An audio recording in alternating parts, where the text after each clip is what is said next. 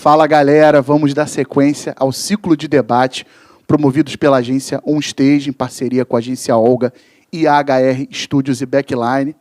Estou aqui com um patrimônio do entretenimento brasileiro, seu Renato Leone. Muito obrigado, Renato. Vamos no soquinho. Obrigado eu, prazer é meu. Pô, muito obrigado mesmo. Vamos fazer esse bate-papo informal aí. Vamos no início, né? Vamos começar pelo início, né? Conta aí a tua entrada no mercado, na música. Vamos para seguir. Então, morava com meus pais e, na verdade, minha mãe sempre foi musical, assim. Tinha coleção de vinil inteira de Roberto Carlos, tinha música clássica também.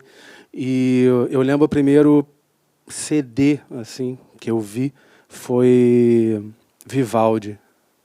E aquilo me marcou. Nunca fui um fãzaço de música clássica, mas aquilo me marcou. Eu acho que ali foi o primeiro estalo para eu começar a gostar de música. Isso foi em 88, por aí. Em 91, eu ganhei minha primeira bateria. Minha primeira bateria, não. Eu ganhei um tarol de escola de samba para aprender a tocar Perplexo dos Paralamas. E minha mãe falou, não vou te dar uma bateria, a bateria é cara, eu vou te dar primeiro um instrumento.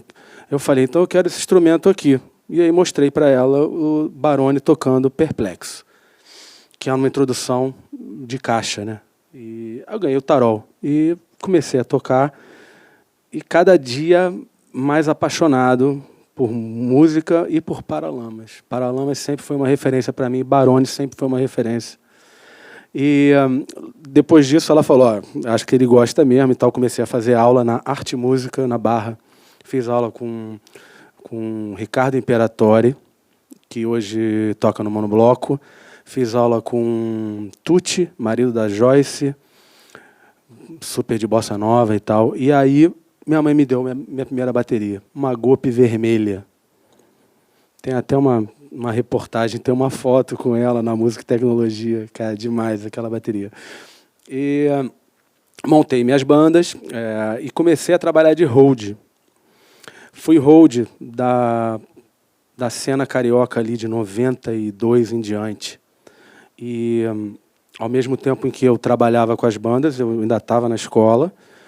Então, dia de semana, escola, final de semana, show, Circo Voador, Fundição Progresso. Os shows eram basicamente por aqui. Tinham poucas viagens, era a viagem para Paraty, eventualmente uma viagem para Vitória. E aí foi a primeira vez que eu peguei um avião para fazer um show de uma banda e eu era o hold da banda.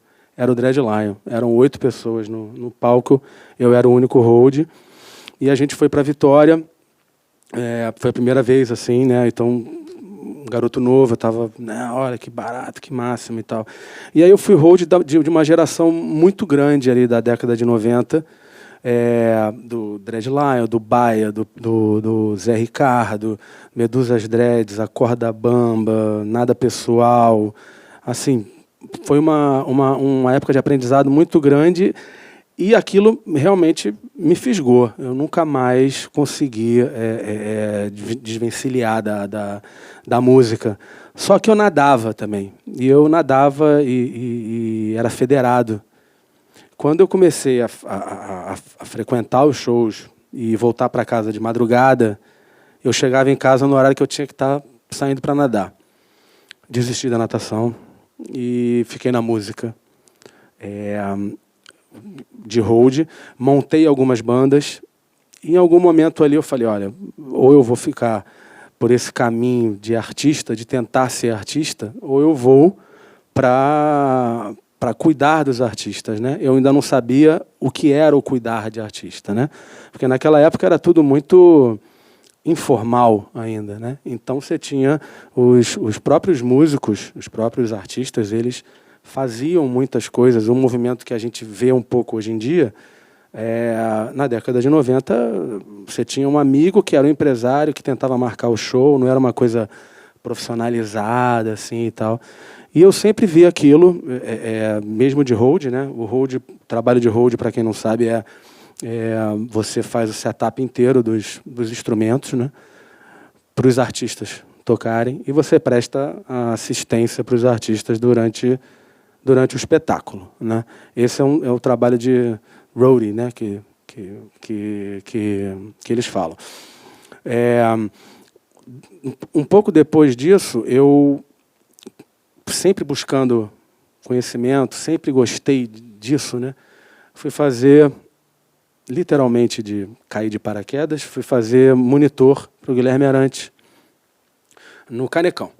E era uma turnê do Guilherme Arantes em que ele usava todas as vias de uma SM-20, se eu não me engano, todas as vias de monitor, todos os canais, e ele tocava piano em 2 lugares diferentes e tocava teclado em outros 2 lugares diferentes. E no palco do Canecão, né? A empresa era nossos amigos da Mac Audio lá, me ajudaram muito. Foi uma época incrível, maravilhosa. Guilherme Arantes é um gênio da música brasileira, assim.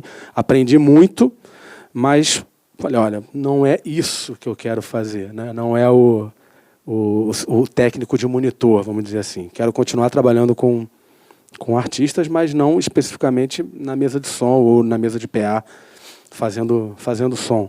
E aí o Guilherme, acabei saindo do Guilherme, foi o único momento em que eu fiz monitor oficialmente, né? Assim, eu acabei fazendo monitor algumas outras vezes para a Cássia Eller, mas foi assim muito esporádico e por algum imprevisto eu tive que fazer, porque também trabalhei com a Cássia nos últimos 3 anos de vida dela, né?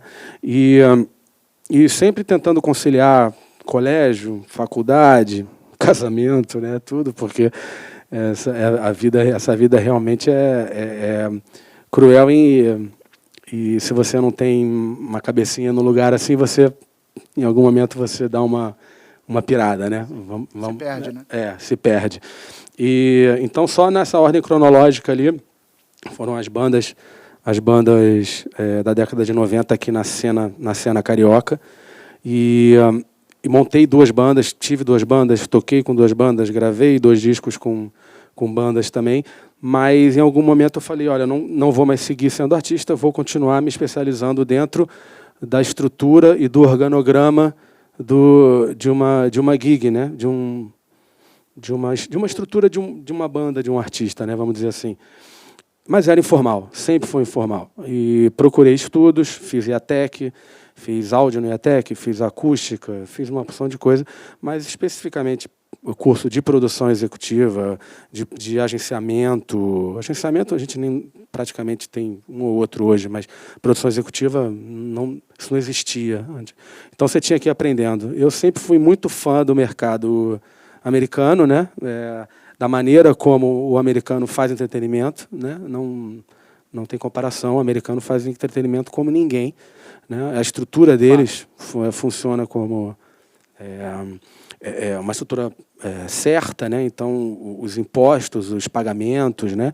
A maneira de você remunerar quem está trabalhando com você, né? Recebe-se por semana, você sabe quanto você vai ganhar, quantos shows você tem, né? E não como foi durante muito tempo aqui. A gente tinha pouquíssimos artistas que não trabalhavam dessa maneira, mas a maioria era vamos, você faz um show sexta com um, sábado com outro, domingo com outro, porque você não podia ter vínculo empregatício com a estrutura do artista. E assim, eu sempre procurei muito isso, né? Então, nessa época ali, em que eu decidi parar de tocar bateria para me especializar dentro da estrutura, eu fui promovido, vamos dizer assim, de hold de hold das bandas que eu fazia para a produção técnica, em primeiro lugar, que é uma produção diferente da produção executiva. A produção técnica, como o nome diz, ela é uma produção técnica, né? Do palco e gerador, passando pela estrutura da venue, né? Pela estrutura do local. Mas né? Você, em momento algum, chegou a conciliar o trabalho de hold com essa produção técnica? Conciliei. Conciliou. É aí que eu ia chegar. E aí eu fui trabalhar com Nação Zumbi, que eles moravam em São Paulo, são do Recife, mas moravam em São Paulo. Fui trabalhar com Nação Zumbi, eu era diretor técnico. Eu cuidava da parte técnica do Nação Zumbi, som, luz, palco, gerador, entregava tudo pronto para eles e ia para a próxima cidade e tal. Nesse mesmo período, eu comecei a trabalhar com a tia Anastácia, que ela é de Belo Horizonte também, e fazendo a mesma coisa, né? Direção técnica. Eu comecei de hold, eu fui fazer a direção técnica, fiz monitor, e aí eu comecei a entender um pouco tudo que envolve, né, a produção técnica. Qual a dificuldade que aquele profissional está tendo numa pedaleira? Né? Será que é o problema da pedaleira? Será que é um problema de indução? Será que é um problema do gerador? Né? Então, assim, tem tanta coisa que eu fui aprendendo tudo aquilo e sempre me interessei demais por toda essa parte técnica. E logo depois disso, eu fui ser hold da Cássia Eller. Então eu fazia Nação Zumbi, tia Anastácia e tal, e também a Cássia Eller. Quando a Cássia morreu, eu fiquei 6 meses meio em estado assim, de choque, meio parado, porque era uma família aquela gig ali, né? Era muito bacana, a gente tinha uma cumplicidade muito legal e deve-se muito a ela também, porque ela fazia isso com a gente, né? Também. E aí eu abri um estúdio, como esse daqui, abri um estúdio, fiquei com o estúdio durante uns 2 anos e logo 6 meses depois de eu ter aberto o estúdio, eu já queria estar na estrada de novo. Isso era óbvio, porque é viciante, né, a estrada. E aí eu fui ser hold do Engenheiros do Havaí. E ali mudou tudo, porque tudo que eu presenciei no Engenheiros foi um novo universo que se abriu, né, porque eu estava enxergando as coisas não eram mainstream ainda, assim, vamos dizer, eram bandas locais, bandas do Rio, né? E depois, quando eu fui para a Cássia, eu era hold da Cássia, mas quando eu fui para o Engenheiros, a gente realmente rodou o país assim diversas vezes e de ônibus, né? Então a gente entrava num ônibus aqui no Rio, fazia 4 shows e voltava. O convívio foi muito grande também. E aí eu fiquei com Engenheiros até 2004, se eu não me engano, quando o Engenheiros fez o hiato, né? Ele parou.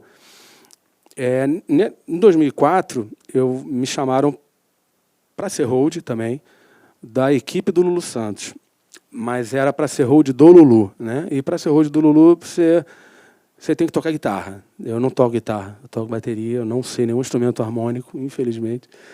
E eu agradeci muito o convite e falei, olha, infelizmente não vai dar, se tiver alguma outra oportunidade em algum outro momento, pode me chamar. Porque a estrutura do Lulu sempre despertou muita curiosidade e muita gente queria, em algum momento, trabalhar ali, entender porque você tem...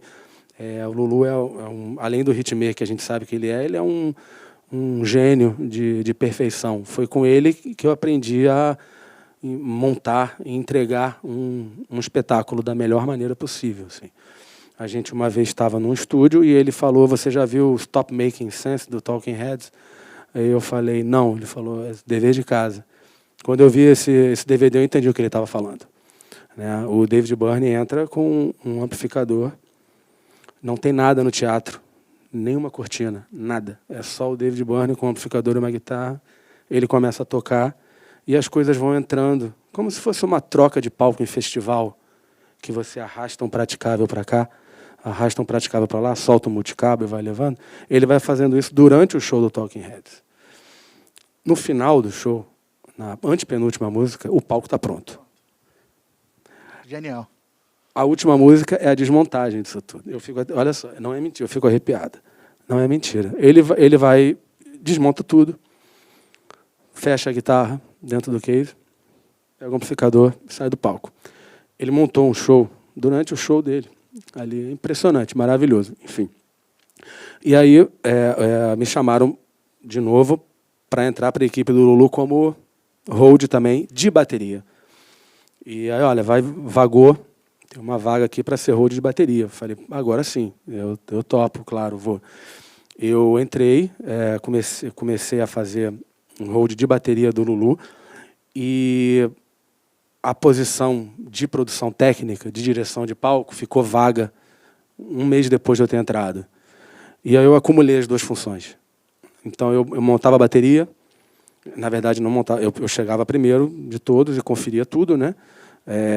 Gerador, palco, acessos, escada, aterramento, luz, grids, então, e aí eu montava a bateria. E durante o show prestava a assistência para o baterista. Para o baterista ali. Você era o drum tech dele, né? Eu era o hold de bateria dele e acumulei também com a direção técnica, com a produção técnica, né? Isso foi em 2004. E logo depois disso, a estrutura do Lulu é muito grande, sempre foi muito grande, né? Demanda bastante atenção, né? Assim, é muito técnico, né? O set de pedais, de uma como é que se diz? É muito específico cada som ali, né? O Lulu usava 3 amplificadores diferentes, né? Timbragem era específica, né? Cada amplificador tinha o seu stand-by, então ele tinham 3 amplificadores diferentes e cada um deles tinha um spare, né? E assim como as guitarras. Então era uma coisa muito que tinha que ter uma atenção muito grande. Foi ver por isso que você acabou nessa altura acumulando função, né? Porque como o Lulu, como você disse, era algo que era extremamente detalhista, era um outro nível de profissionalismo, às vezes era tanta função que não cabia para a galera. Então a galera tinha que acabar acumulando nessas funções. Então, por exemplo, a gente tinha lá 3 holds, né? Um técnico de som, viajavam mais 2 pessoas para montar o setup que viajava, porque a gente viajava com as 2 mesas, mesa de monitor, mesa de PA, mesa de luz, moving lights. A gente viajou com 3 carretas já, assim. Para o Brasil, isso há um tempo atrás é inviável, assim, né? Financeiramente, isso é uma coisa muito, muito custosa. Mas a gente nunca teve esse problema. Sempre foi rentável, porque o Lulu é o Lulu, né? E não teve uma história da pia? Você viajou com a pia? Tinha também. A gente... Isso é curioso, até para as pessoas que não são do meio entenderem, mas quando você passa muito tempo na estrada, você tenta, de alguma maneira, levar o seu conforto né? Para casa, para a estrada, de alguma maneira, né? Da mesma forma que você leva o fone que você ouve a sua música em casa, ou você leva o seu livro, é legal também você ter alguma coisa que te dê uma tranquilidade quando você fica na estrada o tempo todo. E você literalmente fica na estrada o tempo todo, assim. Com a KCL e com engenheiros, eu vivenciei a estrada de uma maneira como eu nunca tinha vivenciado mesmo, porque o acústico da Cássia foi explodido. A gente ficava fora de casa de quinta a domingo, quinta a segunda, e viajava de novo. E para o universo dos sertanejos, isso é muito comum já. O universo do pop, isso não é tão comum quanto o universo sertanejo. Então, de alguma maneira, você tenta levar aquilo. E o Lulu sempre foi isso. Se isso pode dar problema, então eu vou levar. Então, se esse amplificador pode dar problema, tem que ter um igual a ele. Então, a gente viajava com 6 amplificadores. As guitarras eram todas dobradas. Todas dobradas. Então, você tinha guitarra de 12, você tinha 4 guitarras de 12. Uma afinada em Mi, uma afinada em Ré. Você tinha tudo dobrado. E assim era a pia. Por quê? A gente viajava, chegava numa feira agropecuária e o banheiro químico, que era prometido água, ele não tinha água, né? Então, você tinha que pegar uma garrafa d'água para lavar a mão ou para se limpar, sei lá, assim. E aí, mais uma das ideias geniais, né? O Lulu virou e falou, vamos viajar com uma pia. Vamos fazer uma pia. Não é nada isso, porque a gente viajava com uma carreta de coisas dentro e você tinha 8, 10 cases só de camarim, né? E ele levava tudo dentro dos cases. Era a roupa, era tudo. Vamos levar uma pia? E a gente não depende mais do contratante. A gente não depende mais do nosso parceiro local. Vamos fazer a gente. Não é nada. É um galão de água e uma pia que você aperta com o pé. E você eliminou um problema, que é um problema que pode ser chato. e pode demorar para resolver e transformar, de repente, um momento que é para ser um show numa coisa, tem que ficar procurando. Então, vamos botar isso no caminhão, vamos botar isso. E a gente levou. Então, assim, o artista ele precisa de um conforto. Assim, de um conforto que eu digo, porque, né, às vezes as pessoas pensam que é só glamour e tal. É uma relação muito grande, entendeu? De assim, glamour não tem nada, né? Nada. Então você tem, né? É hotel que está prometido um quarto que não é de fumante, você vai para um quarto de fumante. É o check-in está prometido tal hora e depois você atrasa. É um ônibus que quebra, é um aeroporto que fecha. Assim, ok você passar por isso, né? Mas você passar por isso com frequência toda semana. Então a gente tentava sempre eliminar todos os possíveis problemas que a gente podia ter. Não era um luxo, não era uma. Eu não defino como luxo esse tipo de coisa. Eu defino como você eliminar um problema por um custo muito barato, porque apesar de a gente pensar uma pia, não, é um galão de água e uma pia que você bate com o pé. Isso aí funcionou durante um certo tempo. Depois a gente não usou mais. Mas aí eu acumulei essas duas funções, né, a de hold e a de produtor técnico. E depois vi que não dava para ficar fazendo isso e convidei um hold para o meu lugar e eu fiquei só na produção técnica, né? E, enfim, fiquei com o Lulu durante 12 anos. Pô, bastante tempo, hein? Caramba. Bastante tempo. E foi o artista que você ficou mais tempo trabalhando? Ele e o Humberto, né? O Humberto Gessinger, do Engenheiros do Havaí, porque eu trabalhei com o Humberto de hold no Engenheiros do Havaí durante uns 2 anos, né? Acho que 2 anos. Sim, e mais para frente e aí, mais começou a trabalhar com ele solo. Né? A gente vai chegar lá. Isso. Eu trabalhei 12 anos com o Lulu e ele foi tirar um ano sabático e aí cada um foi para um lado, né? Quer dizer, minto. Eu trabalhei 12 anos com ele e eu abri um escritório de agenciamento de artistas, que é a minha especialidade, eu posso dizer, porque eu já faço isso há 11 anos. Esse escritório de agenciamento eu abri e não tinha nenhum artista. A gente abriu um escritório de agenciamento sem nenhum artista. Por quê?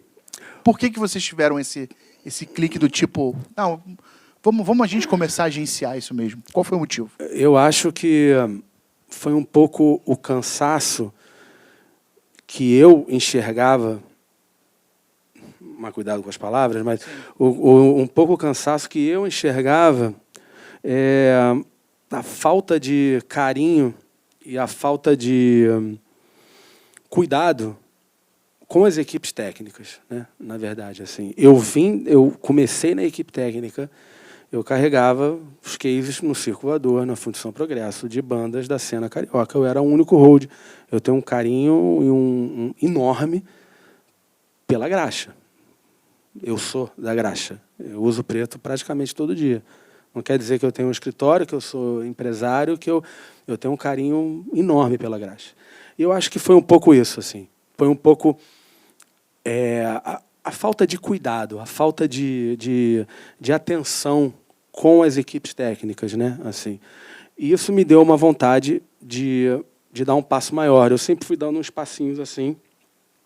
E eu encontrei um amigo meu, que era hold também, no show do Kiss, na Apoteose. E a gente se encontrou e falou, vamos abrir o nosso escritório, vamos abrir. A gente abriu o nosso escritório. Ele tinha sido hold no Engenheiros do Havaí também. E aí a gente, bom, vamos abrir, ok. Convidamos mais um amigo nosso, que não foi hold, era produtor executivo. Depois a gente pode falar das diferenças entre os produtor executivo, fica à vontade, técnico e tal. Ele era produtor. E a gente convidou ele. Nós éramos 3 sócios. E a gente abriu a Estreia Produções, para ser uma empresa de agenciamento.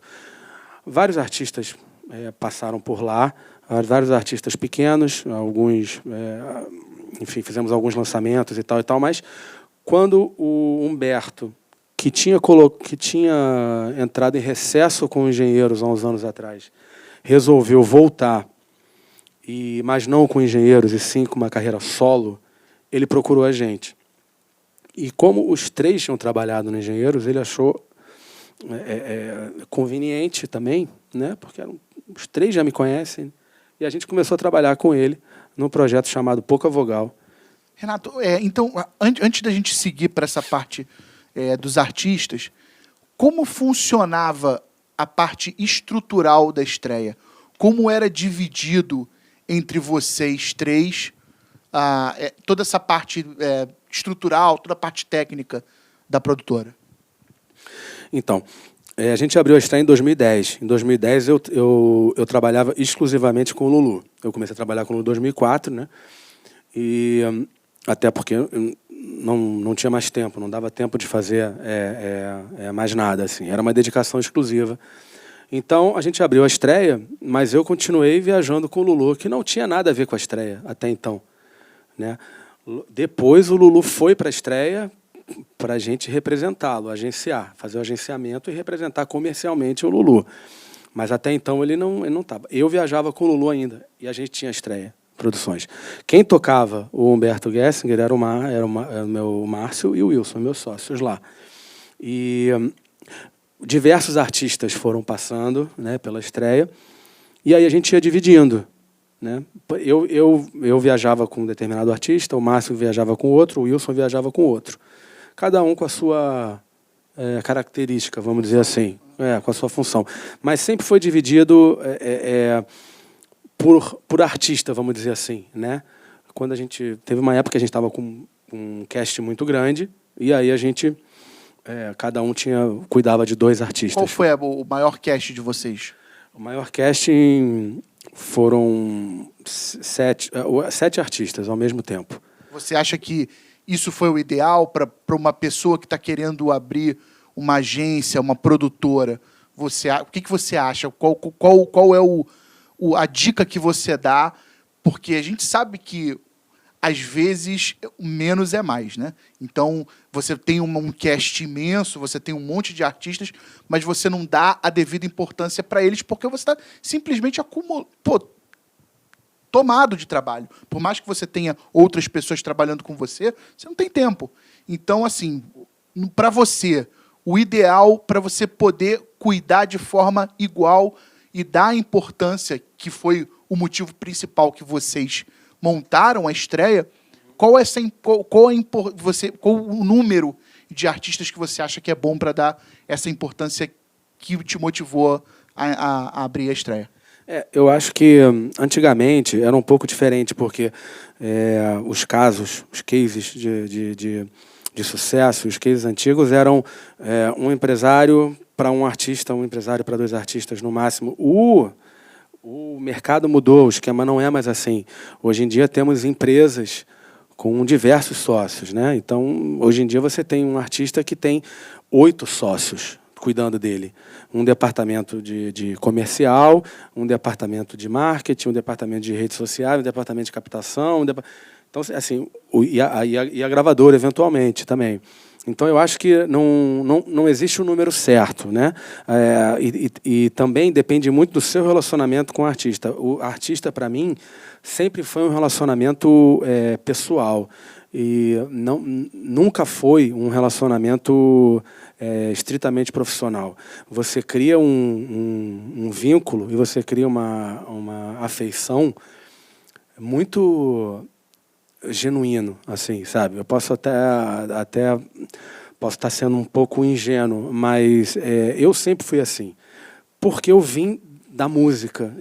O que me trouxe até aqui, o que traz você até aqui, que eu sei também, é a paixão pela música e não estritamente uma coisa profissional. E você também, pelo fato de ter começado na estrada, a estrada, se ela não tiver um clima de irmandade, um clima de família, porque vocês estão todo fim de semana, durante meses juntos, né, você não consegue ter o convívio, você não consegue dar continuidade ao trabalho, né? Então, como você disse, você já tinha vindo com aquela experiência de estrada e jogado para a produtora, né? E isso torna o relacionamento mais humano, e aí você tem aquela proximidade com o artista para justamente poder levar ele, criar interesse dele de vir para a tua agência, porque ele vai ter a total certeza de que ele está sendo bem cuidado, e não é uma coisa só de negócio, né? Vai ser cuidado mínima, são mínimos detalhes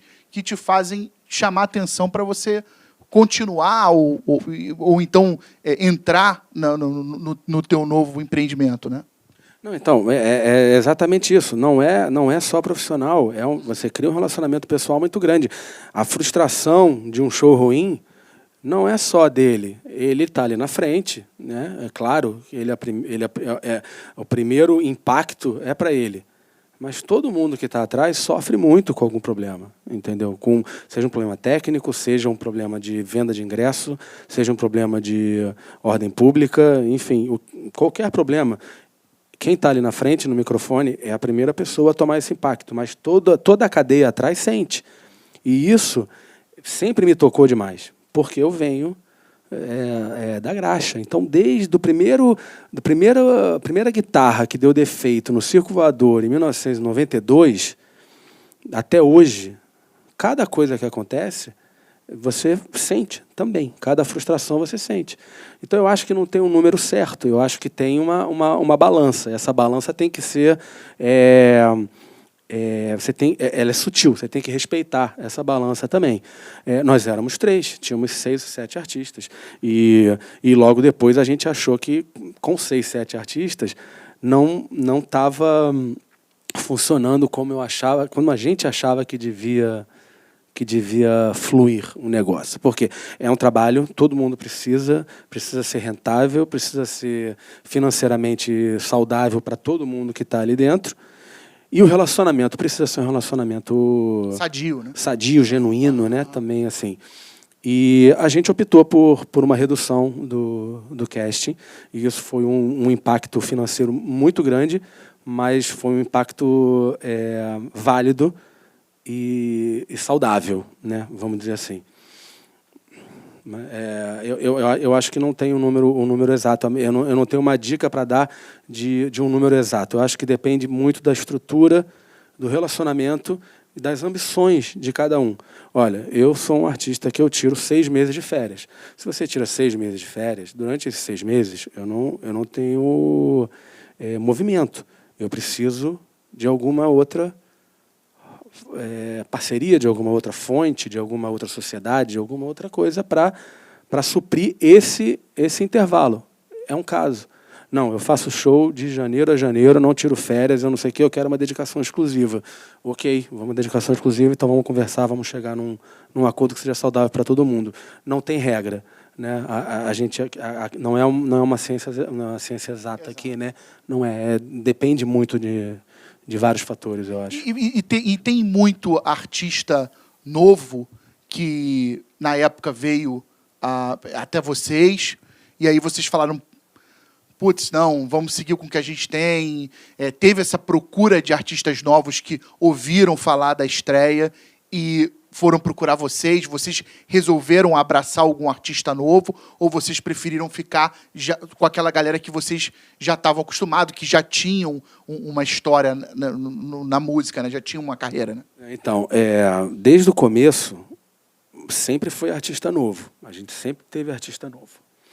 E em 2010, quando a gente abriu, o primeiro artista era artista novo, depois outro artista novo, depois desiste, porque acho que as pessoas não fazem ideia, né, de quantos artistas se formam. Nossa. E de quantos desistem, né? Com certeza. Por exemplo, falando em pandemia, de quantos artistas desistiram de ser artistas durante a pandemia também, artistas, né? Com uma carreira já estabelecida também, exatamente, né? Exatamente. Não só novo, né? Exatamente. Então, assim, a gente sempre teve esse olho para o artista novo, mas é claro que quando você está trabalhando com um artista consagrado, com algum movimento, um movimento que eu digo, movimento financeiro também, porque isso tem que ser saudável financeiramente. Aí você tem uma margem para, de repente, investir junto com um artista pequeno.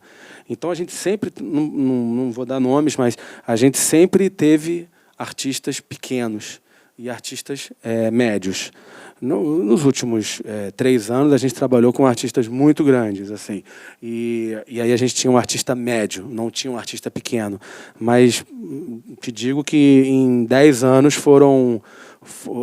a gente sempre tinha um artista pequeno para investir, com o apoio de uma agregadora ou de uma major, ou não. A gente sempre teve essa vontade, até porque eu vi diversos amigos meus da década de 90 que não estouraram, né? Não foram para o mainstream, né? Assim, então eu acompanhei muito a frustração dessa galera, porque na década de 90 a gente vivia junto também, né? Ali, então você ia para o estúdio e depois você ia fazer o show, ia para a van, não era ônibus, era van, todo mundo apertado dentro da van.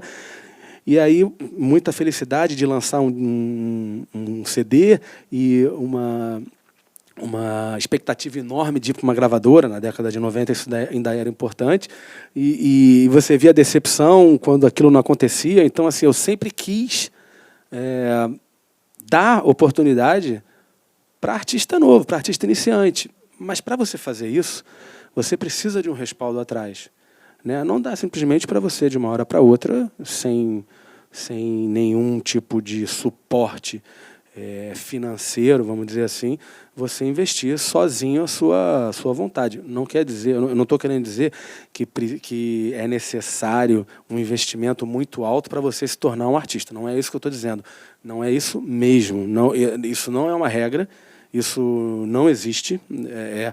Você tem facilitadores. Você pode ter facilitadores. Não quer dizer que isso é uma condição. Mas, para você arriscar, né, como bem diria nossos mestres da 3G Capital, do Jorge Paulo Lema, para você arriscar, você precisa ter um mínimo de respaldo atrás. E esse respaldo atrás é um movimento que o seu escritório está dando, né? Esse movimento que o seu escritório está dando, ele vai te dar a confiança para você... confiança não, a segurança de você arriscar de alguma maneira um artista que precisa de um apoio financeiro, seja para fazer uma gravação, que hoje em dia não precisa mais de dinheiro, seja para fazer um clipe, que hoje em dia também não precisa mais de dinheiro para fazer um clipe meramente razoável. Com certeza. Mas você vai fazer uma agenda de rádio, alguma coisa, assim, você precisa então, assim, não é uma regra, mas e quando você vê um artista pequeno obtendo sucesso, fazendo parcerias certas, tocando nos lugares certos, trabalhando, né? Porque o artista, mais do que nunca, precisa trabalhar. Ele precisa realmente colocar o esforço dele todo e não achar que você, como escritório, tem que fazer tudo. Não é mais assim, não funciona mais assim. Isso ficou para trás. Quem pensa dessa maneira está completamente enganado, entendeu? Então, eu acho assim, a balança, se a gente está falando de balança, uma balança legal seria você ter um suporte aqui, você investe numa coisa que você acredita aqui, que pode dar fruto em algum momento. E a estreia também fazia esse trabalho artístico, né? Vocês não ficavam somente no agenciamento. Vocês também faziam lógico, dependendo do artista, e o que ele esperava, o que ele queria, o que ele esperava de vocês, e vocês também davam esse suporte artístico, né, para os artistas. Você acha que, desses grupos novos que você mencionou aí, que fizeram parte da estreia, você se envolvia artisticamente com todos eles ou não? Não. Na verdade, assim, depende do artista. Por isso, né? Não é como vender cerveja, né? Não é como vender cerveja, não é como vender água. Cada artista tem um relacionamento diferente, né? Então, nesse período que a gente estava com 6 artistas, tinha eventualmente, da maneira como a gente dividiu lá dentro, por afinidade também, né? Porque tem afinidade. Tinham artistas que você tinha que participar e você era convocado a participar. Tem artista que te entregava tudo pronto, né? Então, você tem artista que fala, olha, eu quero que você faça o booking da minha agenda. É isso daqui que eu quero que você faça. Que é só o agenciamento. Que é só o agenciamento. Quero que você me ajude a pensar na concepção do show, nas estratégias de lançamento, vendas, nas parcerias, nas vendas. Qual marca eu posso me associar? Vale a pena me associar a alguma marca ou não? carreira internacional, fazer show fora, não fazer show fora. Então, eu acho que depende muito de cada artista. Tem diversos artistas, principalmente hoje, o universo do rap, a gente até falou sobre isso, o universo do rap entrega tudo pronto. Né? O universo do rap entrega o áudio pronto, entrega o vídeo pronto, e eles só precisam... a maioria precisa de agenciamento, de booking, né? Da parte comercial. Porque a parte comercial é uma parte proativa, né? Você tem que fazer a prospecção. Não é mais como era antigamente, que você ficava sentado e o telefone tocava. Você tem que ir atrás, ainda mais num universo onde em determinados nichos você tem muitos artistas ali envolvidos, assim, né?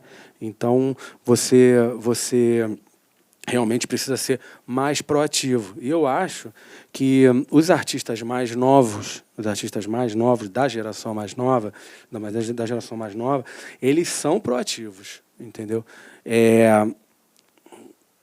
Eles entregam as coisas prontas, né? Claro que uma reunião com a gravadora ou com a agregadora, uma reunião com o escritório para definir os planos e tal, mas a última opinião, né, vai ser sempre a do artista. Se ele disser, eu não vou fazer, eu não quero fazer, não vai fazer, porque ele na pizza, na sociedade, o maior pedaço é dele. Então, a maior decisão é dele, né? Assim, então, eu acho que depende do artista, depende do seu relacionamento, depende do que o artista quer. Eu já trabalhei com artista que, para ele, estava satisfeito um pano escrito o nome dele no palco. Já trabalhei com artista que tinha uma cortina na frente, tinha um LED atrás, 2 cenários, mudança de palco, Então, assim, depende muito do momento do artista, depende das ambições, depende da construção artística que o artista quer, ou não. Ele pode não querer, ele pode... Então, eu acho que depende muito do seu relacionamento com o artista e, principalmente, da entrega que o artista te dá. Te convoca para fazer as coisas juntos, vamos fazer juntos, vamos definir juntos. Temos casos maravilhosos hoje em dia. Eu vou citar um, porque é o Felipe Simas, junto com a Ana Vitória, é um baita de um trabalho. Felipe Simas, que foi contratante de show nos Engenheiros do Havaí, inclusive, faz um trabalho incrível com a Ana Vitória, com as meninas. Eles passam temporadas juntos. Na pandemia, eles alugaram uma casa e ficaram juntos na casa. A construção artística da Ana e da Ana e Vitória, o empresário Felipe Simas faz parte integral daquilo dali. Isso é muito legal, isso é mó barato. Temos também outros casos com artistas que têm 8 sócios e que, se você for fazer reunião com 8 sócios mais os artistas, isso não vai andar muito fácil. Vai dar problema. Então, eu acho assim, depende muito do que você tem, entendeu? Ali não é uma regra. Nada, na verdade, nada no show business é uma regra. Nada, né? Verdade. Vamos continuar nesse tema da produção artística. Qual foi o artista que você mais se conectou nessa parte artística? Eu acho que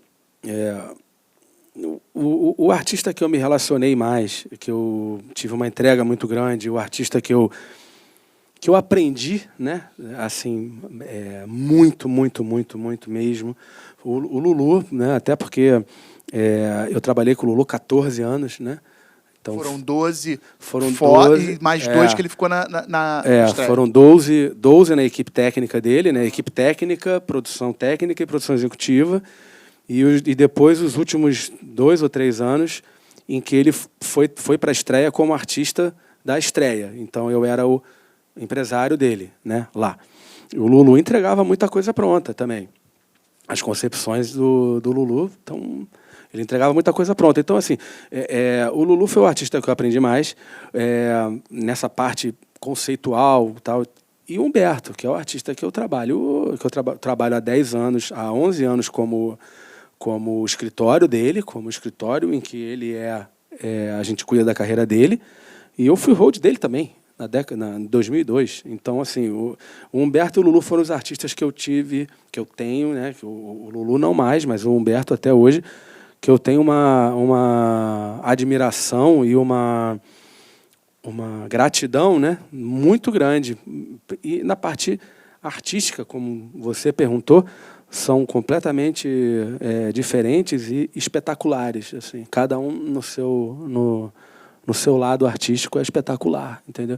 O Lulu monta um show, como ninguém. O Humberto toca os instrumentos e faz o palco dele uma usina sonora como um Rush da vida. Assim. Então, eu tenho uma admiração artística muito grande pelos dois. Apesar de nunca ter ido num show do Lulu antes de trabalhar com ele. Isso é curioso. Eu nunca tinha ido, eu não tinha nenhum disco do Lulu. Não quer dizer que eu não era fã dele, é óbvio que eu era, mas eu não tinha, até começar a trabalhar com ele. E o Humberto, o Engenheiros, eu tinha um disco, Alívio Imediato, esqueci, o que foi gravado ao vivo no Canecão.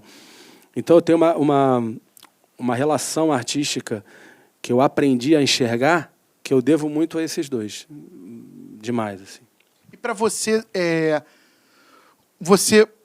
como você disse, você veio da graxa, né? Road, cru, estrada. Você também abraçou a estrada quando você estava na estreia, né? Você continuou fazendo esse trabalho de estrada e você acumulou o agenciamento também. Então, assim, você estava nos dois lados da moeda. O que essa tua experiência como road, na estrada, você pôde levar para o agenciamento para você fazer a diferença? Eu acho que é justamente aquilo que eu falei lá no começo. É você entender as necessidades e o conforto que cada um precisa, né? Então, quando você chega no local do show, quem está lá são os stagehands, os carregadores, que estão ali desde cedo, que carregaram coisa pra caramba. No nosso Brasilzão, estão de sandália, estão sem luva, estão, né, daquele jeito que a gente sabe como é encontrado por aí. Calor do Rio de Janeiro, em janeiro. Exatamente, né, que... Exatamente. Então, eu acho que foi tentar ter esse cuidado, e isso a gente não assim, dando uma valorizada, mas até uma expressão em inglês que eu aprendi há pouco tempo, que é blow my own trumpet, assim, não querendo me gabar, mas foi um feedback que a gente teve muito grande dos artistas que a gente trabalhou, da equipe técnica, de todos eles. Assim. Eles falavam, que bom que são vocês, que bom que vocês estão aqui, porque a gente sabe que não vai faltar água, a gente sabe que a van não vai atrasar, a gente sabe que vai ter estrutura para tudo, assim, né? Então, sabe que a diária de alimentação, que, né, cada um da equipe recebe uma diária de alimentação, né, por dia de trabalho. Lá fora, como é que chama?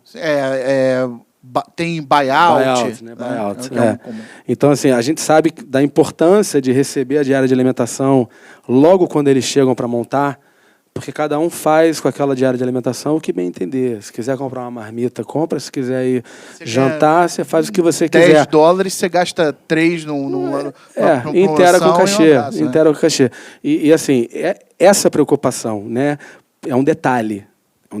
Mas você receber a sua diária de alimentação às 7 da manhã mostra que você está preocupado com... Está tomando conta daquele... Diferenciado, o respeito, né? E não você entregar às 7h30 da noite, quando o cara já almoçou e não vai jantar porque não dá tempo, porque é o show, né? Então, assim, eu acho que esse tipo de cuidado foi definitivamente o que eu levei para dentro do escritório quando eu montei o meu escritório de agenciamento. É tentar cuidar não só do artista, mas eu sempre falo isso, eu sou um defensor da equipe técnica, mas de toda a estrutura para baixo. E você mostrar, por exemplo, outro exemplo, camisa. Às vezes você tinha 4 shows seguidos, você tinha uma camisa, 2 camisas para usar. Não, cara, você tem que ter uma camisa por show, por dia. Então, assim, são detalhes que no final te dão um conforto. E a gente recebeu muito feedback positivo disso. E isso foi... Só aí já valeu a pena. Vale a pena. Vamos seguir, então, na história da estreia, né? Vocês montaram a estreia em 2010, né? Trouxeram aí artistas que você já tinha trabalhado, misturado artistas novos. E aí, na sequência, vocês continuaram com a estreia até quando? Então, eu ainda tenho a estreia, né?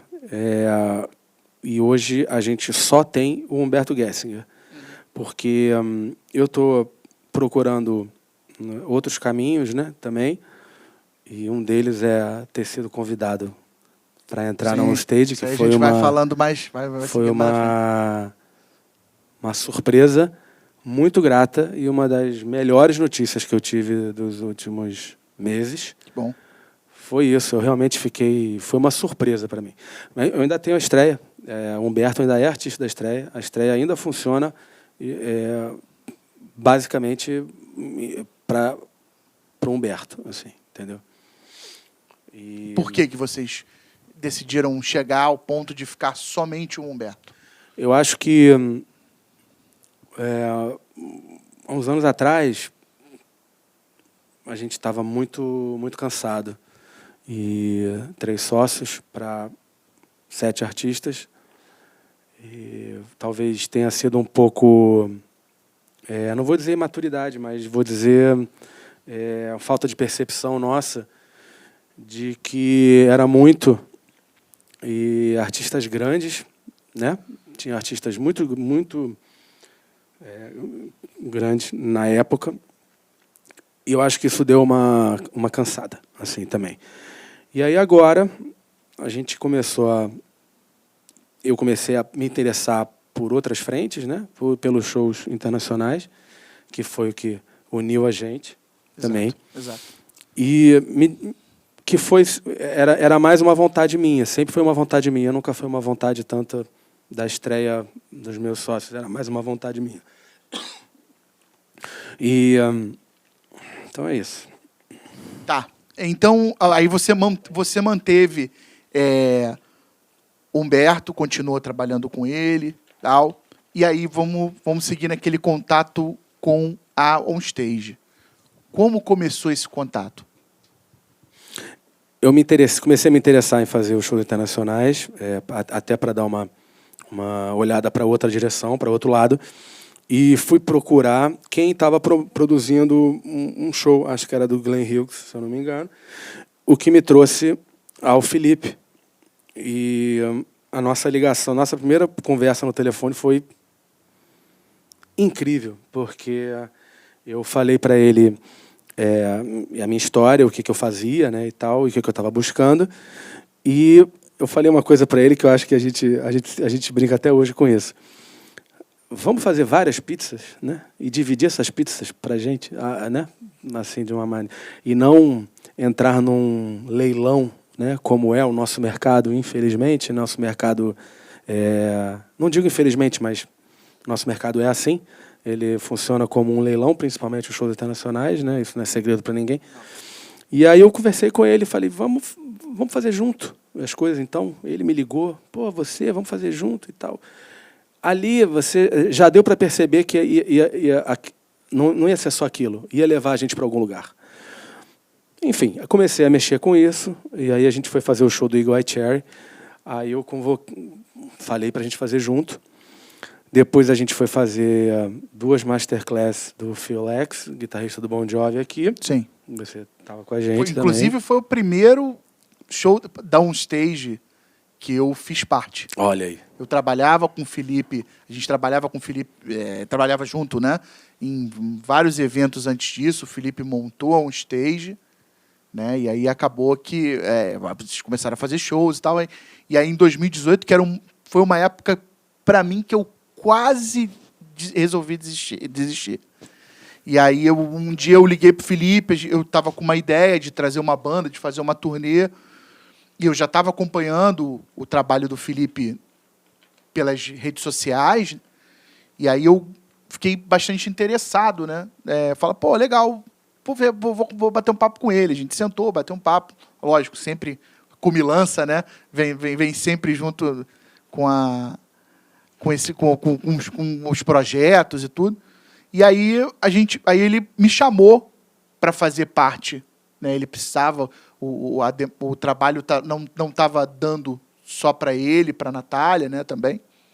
E aí ele precisou de uma pessoa que trabalhasse também nessa parte executiva, nessa parte de gerenciamento de tour, né, e fazer o agenciamento de banda, pegar bandas de outros continentes, né, da Europa, dos Estados Unidos, e montar uma turnê aqui na América do Sul e até estender para se tornar uma turnê de América Latina, né, no caso, México, descendo no México para baixo, né, e aí acabou que a gente acabou se reconectando, né, a amizade sempre continuou, né, a gente sempre teve junto, sempre teve trocando figurinha, ele fazendo perguntas, eu fazendo perguntas, mas aí a gente se reconectou. E foi legal que a gente se conheceu naquele workshop do Phil-X.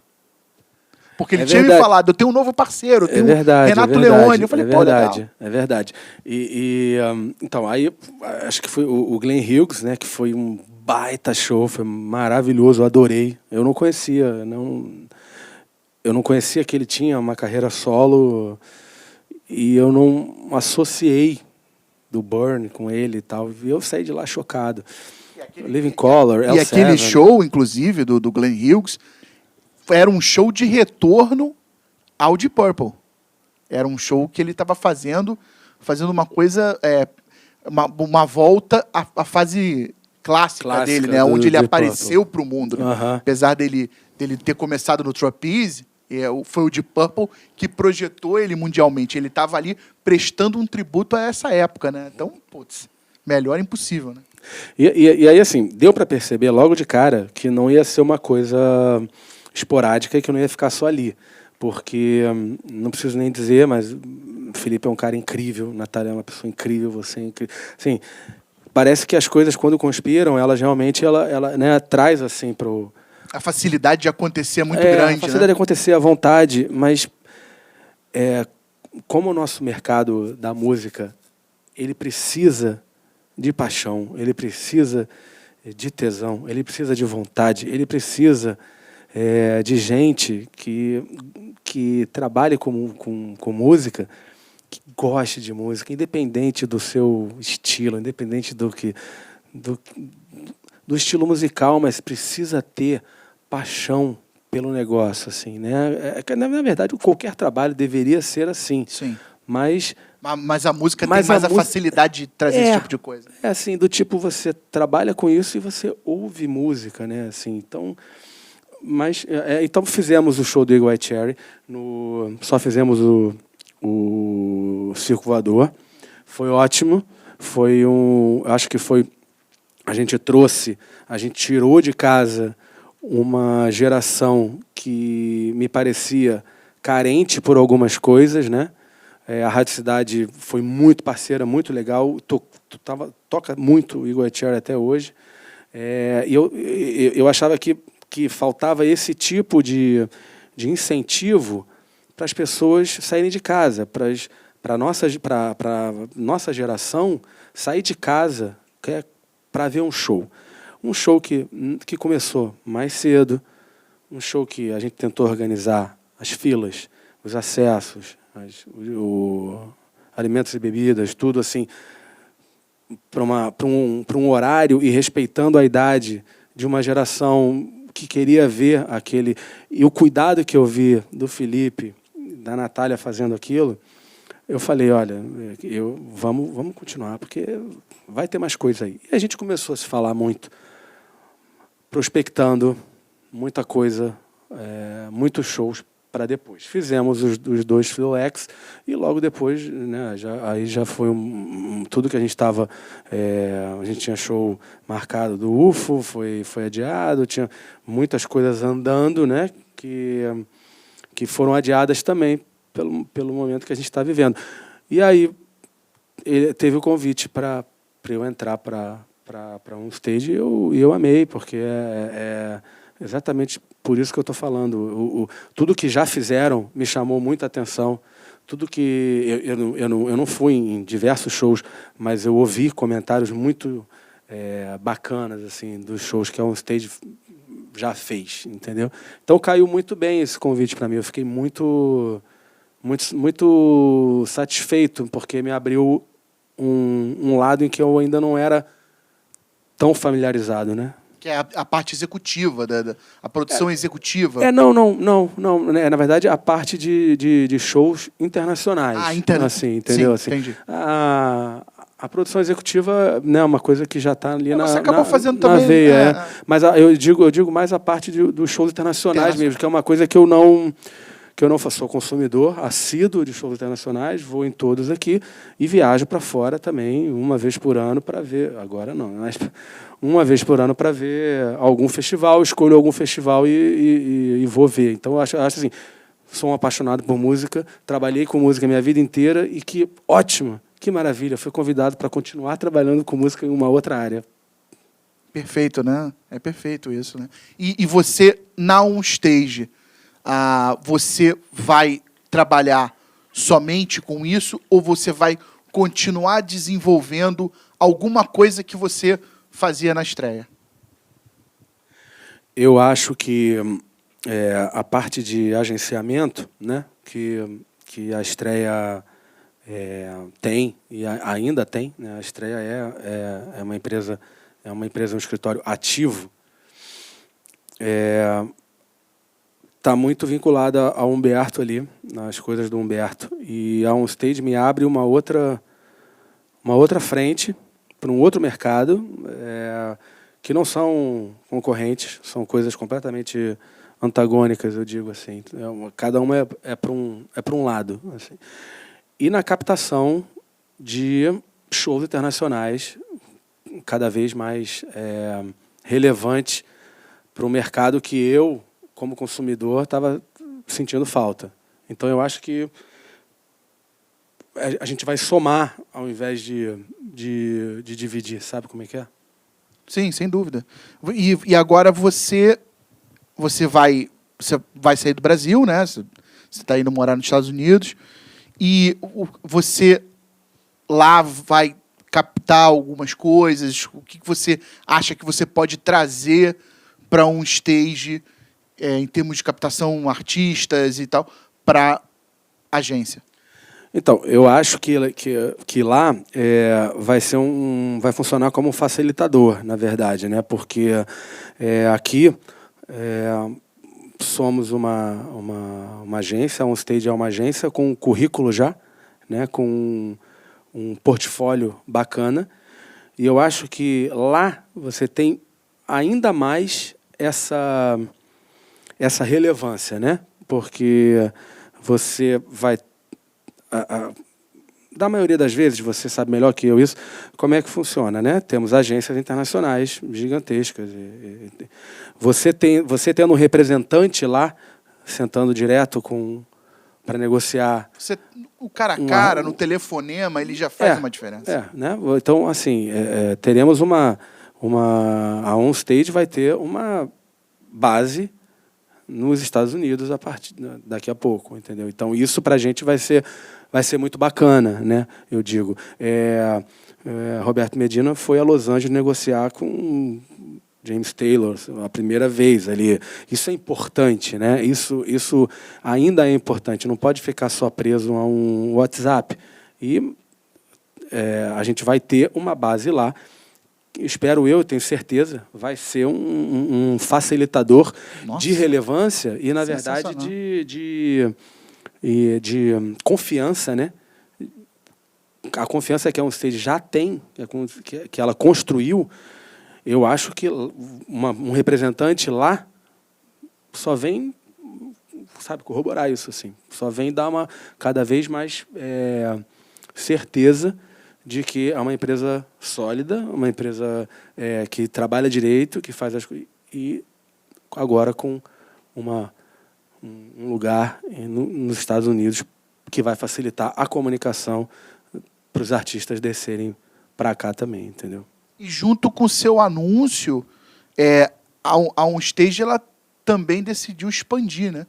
Fazer esse trabalho artístico, desenvolver esse trabalho artístico baseado na tua experiência, baseado no que você pode ensinar e ajudar e seguir, né, com tudo que você fez para a agência poder expandir e crescer. Qual é a sua entrada nessa nova perna? Como ela surgiu?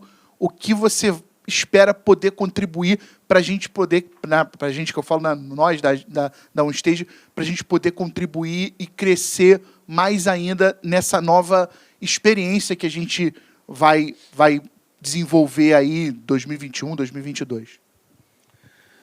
Gerenciamento de carreiras, né? Eu acho que é isso que a gente está... o convite... É claro que o convite foi feito pelo relacionamento e pela experiência que a gente teve junto, né?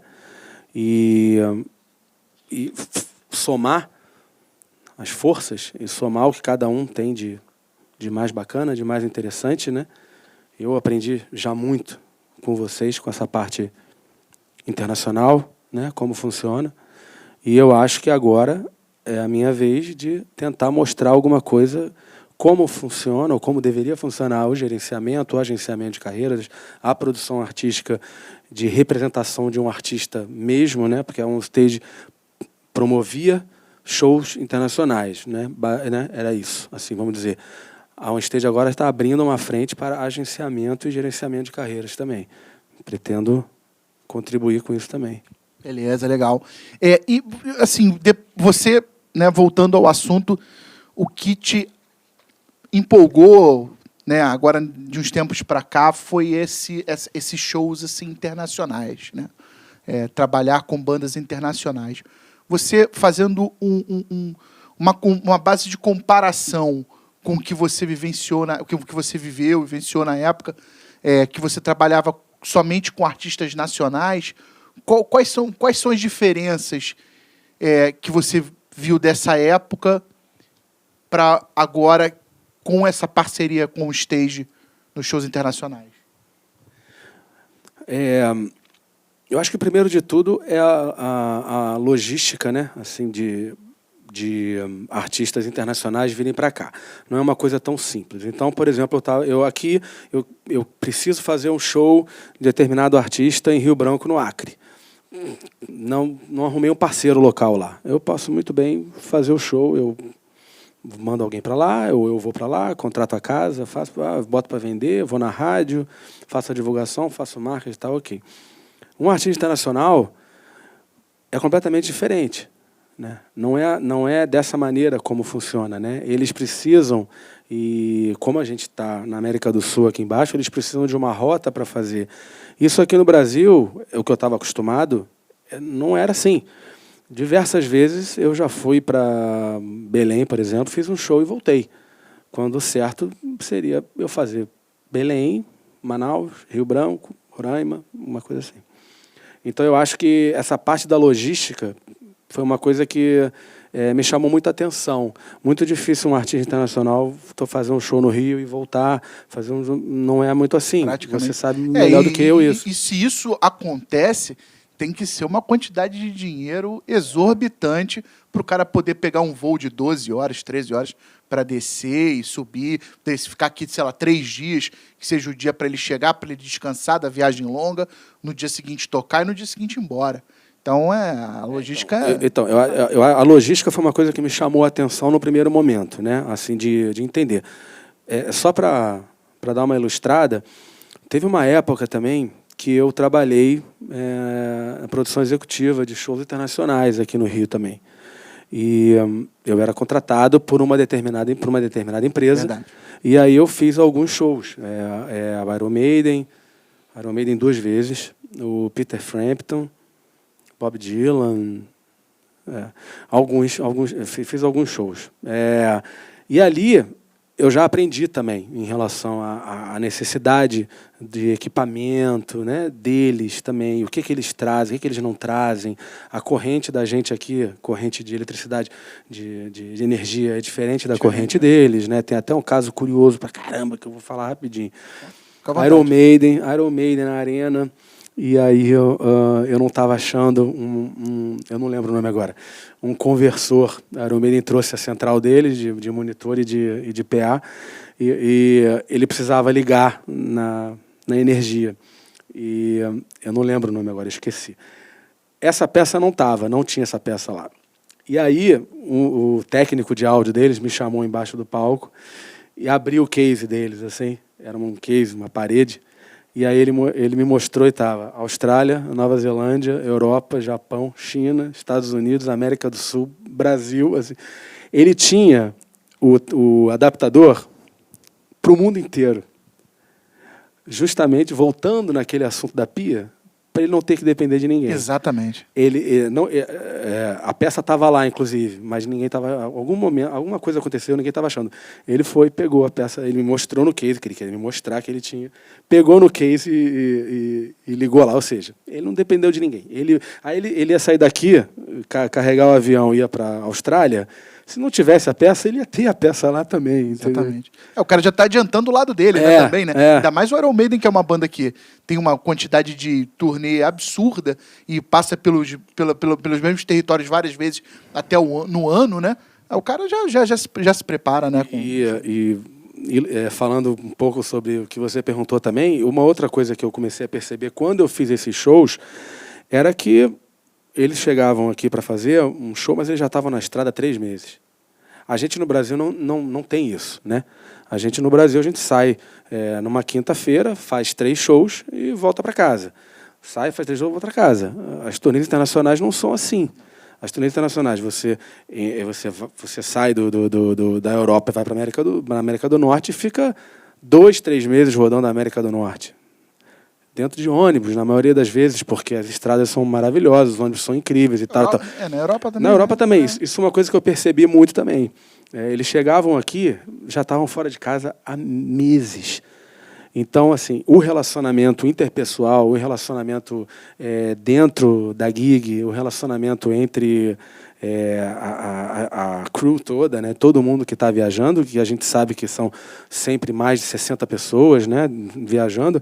Esse tipo de relacionamento também me chamou a atenção, porque aqui você viaja na quinta-feira, sei lá, por algum motivo teve um desgaste, você volta para casa, o motivo do seu desgaste também volta para casa, e está tudo bem, na quinta-feira vocês se encontram de novo e está tudo certo. Eles não têm muito isso, né? As gigs, quando vêm fazer os shows, ficam fora de casa há muito tempo. E aí, com tudo que isso gera no psicológico das pessoas, né, que estão ali, né? Você tem o trabalho, você tem o relacionamento interpessoal, você tem as viagens, você tem todo esse desgaste. Eu percebi bastante isso também. Acho que foi que envolve a logística também, né? Um pouco falando da logística. E claro que, né, a variação da moeda talvez o pior fator para a gente, mas eu digo assim, essa parte da logística que somada a essa parte do psicológico de ficar tanto tempo fora de casa, né, é bem peculiar assim deles. A gente não está acostumado com isso aqui, né? Engraçado, eu já tive a oportunidade de viajar com bandas em turnês nos Estados Unidos, turnê na Europa. Você mencionou, às vezes você se estressa, você discorda da opinião e fica chateado com alguma coisa e tal.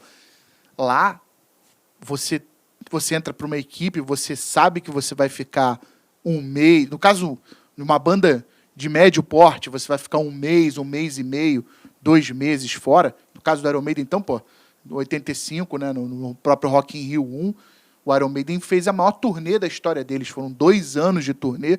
Tanto é que por isso que eles foram a única banda que vieram e fizeram um show, porque eles não tinham mais datas. Era para sair. Na biografia do Bruce Dickinson, ele até diz que eles estavam em Nova York, num frio absurdo, né? E aí vieram para o Rio de Janeiro, que estava um calor absurdo, e vieram, tocaram e foram embora. Então, assim, você está numa situação de uma turnê que você sabe que vai ser longa, você não tem para onde ir. Se você tem algum problema, se você está com algum problema, se você discorda, você tem que resolver. Você vai ter que sentar e você vai ter que resolver. Não tem aquela, volta para casa no outro fim de semana, tá? Você vai ter que resolver, porque essa pessoa que vai conviver contigo, vai dormir no mesmo ambiente que você, no mesmo ônibus, você está olhando para ela o dia inteiro, você vai ter que resolver com ela de um jeito ou de outro. Não tem como, né? Então, é exatamente isso. Por isso que, né, voltando àquela tua pergunta, essa parte da logística, e também que envolve essa parte psicológica, envolve esse tempo de estrada, envolve... Isso é uma coisa que me chamou muita atenção e é uma diferença muito grande para a gente que está, no meu caso, acostumado a trabalhar no Brasil com artistas do Brasil. Claro que eu fazia shows lá fora, fiz diversas turnês nos Estados Unidos, mas isso é esporádico, isso não é regra. Você chegou a ir com artistas brasileiros para lá? Já fui. E aí, como é que funciona isso? Como é que você acabou lidando com essa experiência, né, de você ir para lá? Porque o músico brasileiro, né, como a gente acabou de falar, está acostumado a vir, toca quinta, sexta, sábado e domingo, que é uma agenda toda semana, que é uma agenda cheia, né? E aí ele se depara com uma outra situação, que é sair daqui e ir para lá e entrar no ritmo das turnês de lá, dos Estados Unidos e da Europa, por exemplo. Como que o músico e a equipe eles reagem quando eles chegam nessa situação pela primeira vez, por exemplo? Como foi a tua primeira vez nisso? A minha primeira vez foi com o Guilherme Arantes, em 2004. A gente foi fazer uma turnê lá de 4 shows. A equipe era super reduzida. Fui eu, Guilherme, um técnico de som, uma pessoa da gravadora e um empresário na época. E foi uma turnê de Miami, Boston, Newark e Nova York. Então vocês não fizeram ônibus, foi tudo avião? Foi tudo de avião. Porque é tudo, né? Foi tudo de avião. E tinha aquele esquema dos 2 pianos? Não foi uma coisa mais low profile? Foi o teclado só. Era só um teclado. Era só um teclado. Eu enxergo as turnês lá fora... eu acho que o movimento que a gente teve da MPB, muito forte lá fora, esse movimento ele foi renovado. A MPB que eu digo, Gil, Caetano, Chico, né? Marisa. E depois deles, tivemos poucos artistas exportados, bem exportados, né? Assim. Eu fui a Portugal, em feira em Portugal, 2 vezes já, e já fui fazer show em Portugal. O Gabriel Pensador, que é muito conhecido lá também, muito conhecido, faz show para 20 mil pessoas. Assim, é impressionante. A gente não teve essa exportação, ela parou ali um pouco depois. Tivemos a parte feminina, a parte das mulheres, um pouco com Maria Gadu, com Ana Carolina, mas a gente não teve um boom como rolou há um tempo atrás, né? Dessa exportação da MPB. Isso falando de Europa. Ok, vai para os Estados Unidos, MPB, vai bem ainda, enche e tal, mas a barreira da língua é super problemática, porque você vai fazer efetivamente show para a comunidade brasileira. Eventualmente, o seu amigo brasileiro vai levar um amigo local dele, mas não é uma regra, né?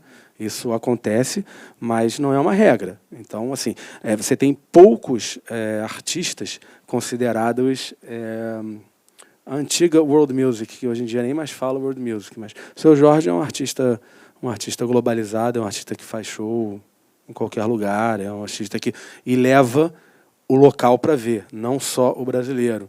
Mas são poucos, assim, entendeu? Eu acho que os motivos, milhões de motivos, mas assim, acho que eu destaco é um investimento que você tem que fazer. Na maioria das vezes que você vai, você não tem lucro. Na maioria das vezes é um investimento que você tem que fazer. Leva um tempo. Leva um tempo para você vai ter que construir. fazer umas 2, 3 para poder começar a criar uma base de fãs, uma base de pessoas fiéis a irem sempre no teu evento, e aí você vai seguindo. Né, você vai ter a comunidade brasileira que vai sedenta pela nossa música, sedenta, ok, né? Mas pela saudade que sente. A saudade, exatamente. Mas, assim, é custoso, né? Dá trabalho, né? Você tem que sair daqui, tem que ir para lá, você não sabe ao certo o que vai acontecer. Antigamente você tinha agendas de rádio, tinha investimentos de gravadora para isso, né? Artistas iam só fazer agenda de rádio e tal. Não, isso não tem rolado mais de um tempo para cá. E a outra coisa, você tem que dar não é que você tem que dar um tempo ou pausar, mas você fazer esse esforço lá fora. Você tem que fazer esse esforço lá fora depois que você está bem aqui, né? Depois que você está sólido. Ok, estou falando de artistas que cantam em português, que têm uma carreira sólida no Brasil e que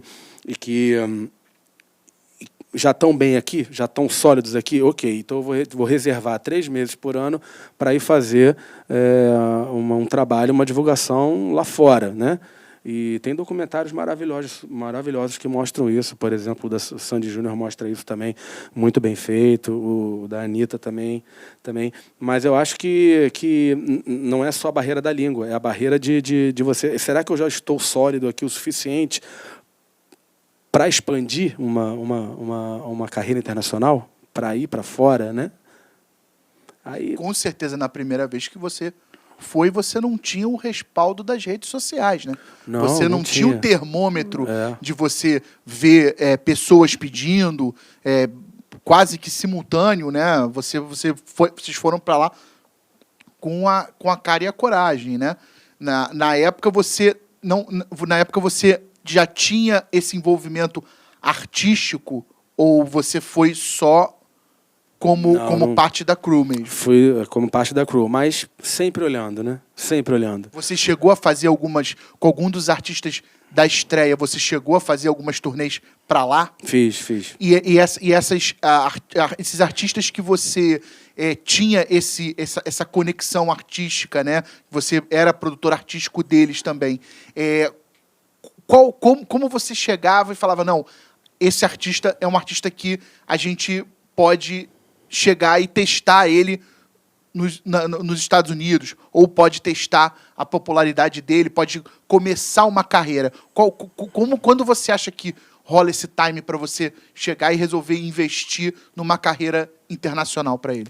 Então, eu fiz turnês americanas e como era muito envolvido na parte artística também, sempre solicitei casas de espetáculo bacanas, assim, né? Porque muitos artistas brasileiros, quando iam fazer turnês nos Estados Unidos, as casas eram casas afastadas dos centros, né? Então, muita gente, quando ia fazer show em Boston, falava Boston, mas não era Boston, era afastado, era uma outra, não era onde ficava uma comunidade brasileira e tal, mas não era Boston. Então muita gente falava que ia fazer show em Nova York, mas não era em Manhattan, era no entorno, né? Não era na ilha mesmo. Só para não dar nome, mas era em outro lugar. Então assim, uma coisa que eu sempre busquei, que eu sempre quis, eram casas de espetáculo bacanas. E eu acho que para você buscar isso, e isso envolve uma renegociação financeira também, porque as casas mais bacanas são mais caras, porque são no centro, porque são os lugares mais bacanas. Então, você fazer um show fora da ilha de Manhattan é uma coisa. Você fazer um show na Times Square, no Nokia Theatre, que agora mudou de nome, acho que chama PlayStation, é outra coisa completamente diferente, porque lá temos a especulação imobiliária, mas tem o sindicato, né? Então, quer dizer, tem a hora do blackout que ninguém pode entrar no palco. Ninguém pode entrar no palco antes de um determinado intervalo. Cada stagehand custa uma fortuna. Cada carregador é uma fortuna. E os caras não pegam sozinho. Eles não pegam, eles pegam com alguém. Se está escrito no case que são 2 pessoas, eles vão esperar 2 pessoas para pegar. Eles não fazem nada a mais do prometido. Exato.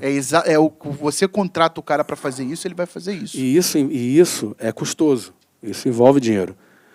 E das turnês que eu fiz lá, acho que pouquíssimas datas não foram legais, assim. A grande maioria foram casas Live Nation e São casas mais Muito bom. são casas mais caras, mas são casas mais bacanas, são no centro da cidade, no centro que eu digo. Nova York tem o Gramercy Theater, que É. é um lugar muito bacana lá, que mais no meu caso do metal é muito legal. É. Eu já fui com banda lá, muito bacana. Então, lá no caso, eu fiz o Nokia, que é esse teatro de esquina. Um teatro super caro, mas nada se compara assim, a emoção que foi. Aí que eu digo que você tem que ser apaixonado mesmo para fazer isso. E, às vezes, externar isso e mostrar mesmo, né? Nada me tira da cabeça você andar na Times Square e o teu nome está ali, naquele teatro, na Times Square, você fazendo um show ali.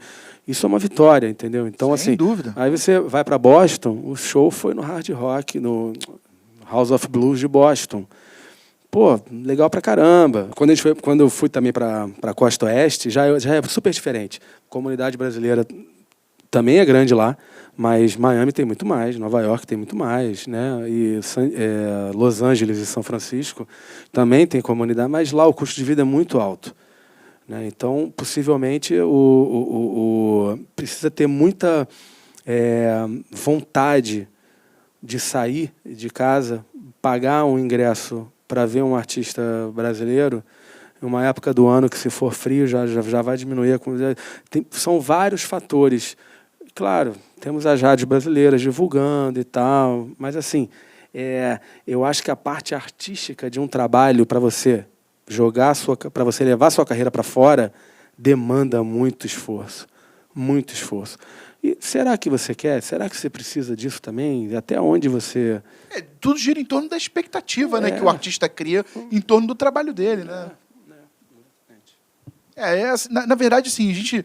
É engraçado, assim, a gente sempre bate nesse tema do artístico, porque uma coisa que é legal, que às vezes as pessoas não... Às vezes o cara que está com uma banda, o que já tem uma banda, e aí ele atinge um nível que ele fala, pô, ok, mas eu quero mais. Isso gira em torno de uma expectativa que às vezes ele não sabe como funciona. E às vezes ele até se decepciona se você chegar e for franco com ele e falar, olha, o que você está esperando, isso não existe. Dá para você fazer assim, assado, tal, pá.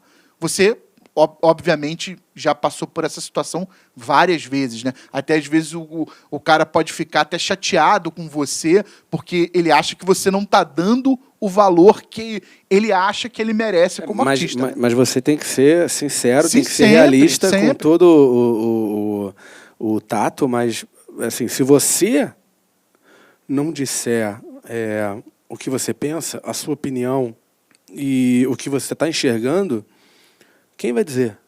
Exatamente. Né? Então, assim, isso em algum momento pode ser um motivo de atrito. Ok, faz parte, como qualquer relacionamento, é um motivo de atrito, pode ser um motivo de atrito, pode ser um motivo de ruptura. Ok, sem faltar o respeito, tá tudo bem. Mas, assim, é um relacionamento de sociedade. Sociedade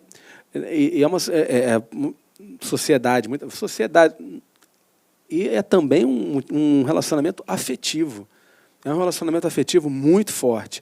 Quem não tem esse relacionamento afetivo, quem não enxerga dessa maneira, é completamente diferente do que eu sempre pensei. Porque se não houver um relacionamento afetivo nesse trâmite, se for um relacionamento burocrático e profissional, na minha opinião, é fadado a um tempo limitado e ao fracasso. Assim, é a minha opinião. Sim, eu compartilho da opinião. Eu acho que eu já passei por essa situação também. Lógico que não com a quantidade do nível de bandas que você teve, né, ao longo, né, dessa tua história de vida muito maneira. Então você acaba tendo esse contato com o artista e o cara acha que você tem que fazer milagre. É tipo, mal comparando, eu digo nessa parte artística, né, ou até mesmo na própria parte de agenciamento também, que isso é muito comum, mal comparando, é aquele técnico de futebol que ele ele entra para fazer o milagre. Você tem uma equipe que é esforçada, mas que não está bem, e aí entra o cara e as pessoas acham que ele vai entrar e vai resolver a situação toda. Então, isso é uma coisa que a gente enfrenta. Essa comparação foi boa. Você enfrenta isso diariamente, né? Bandas que você chega, entra, até isso é uma coisa que, para a banda nova, que está aí começando, que está criando uma expectativa, que está trabalhando, é bom entender que ninguém faz milagre.